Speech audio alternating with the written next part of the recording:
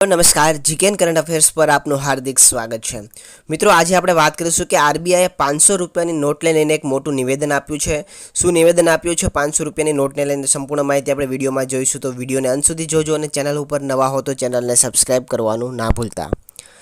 મિત્રો તમે નોંધ્યું હશે કે આજકાલ 2000 રૂપિયાની નોટ માર્કેટમાં ઓછી જોવા મળે છે અને એટીએમમાંથી પણ 2000 રૂપિયાની નોટ ઓછી નીકળે છે। તેની પાછળ પણ એક કારણ છે।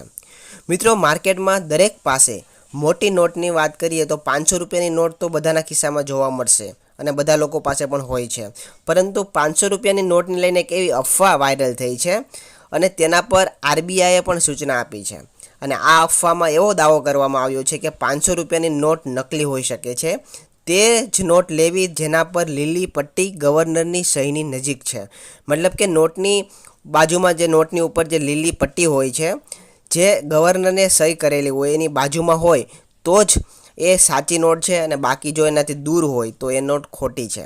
પરંતુ આ વાતની તપાસ કરવામાં આવી તો ફેક્ટ ચેકમાં તે નકલી નીકળી, મતલબ કે આ જે અફવા છે નકલી સાબિત થઈ। આરબીઆઈના કહ્યા અનુસાર બંને નોટ માન્ય છે, એટલે કે જો તમારી પાસે લીલી પટ્ટી ગવર્નરની સહીથી દૂર છે તો ગભરાવાની જરૂર નથી, કારણ કે બંને નોટ માન્ય છે। તમે મિત્રો સ્ક્રીન ઉપર જોઈ શકો છો, આ પ્રકારનો એક ઇમેજીસ 2 500 રૂપિયાની નોટ આપેલી છે, જેમાં લીલી પટ્ટી એક ગાંધીજી બાપુ છે, ગાંધી બાપુ એની નજીક છે અને બીજી છે ગાંધી બાપુની દૂર છે। તો હવે આની અંદર એવું લખવામાં આવ્યું છે હિન્દીમાં કે 500 रुपये की नोट हो मत लीजिए जिनमें हरी पट्टी गांधी जी के नज़दीक बनी है, क्योंकि ये नकली है। 500 की सिर्फ वही नोट लीजिए जिनमें हरी पट्टी आरबीआई गवर्नर के सिग्नेचर के पास है। इस मैसेज को अपने परिवार और दोस्तों तक पहुंचाए। મિત્રો આ પ્રકારનો એક મેસેજ વાયરલ થયો છે, પરંતુ આ મેસેજ ખોટો છે। સોશિયલ મીડિયા પર આ પ્રકારની માહિતી વાયરલ થતી રહે છે, પરંતુ તે અફવા પર ધ્યાન આપવાની જરૂર નથી અને કોઈ પણ કન્ફ્યુઝન હોય તો એકવાર તમે આરબીઆઈની વેબસાઇટ પણ તમારે ચેક કરી લેવી જોઈએ, તેની અંદર સંપૂર્ણ માહિતી આપેલી હોય છે।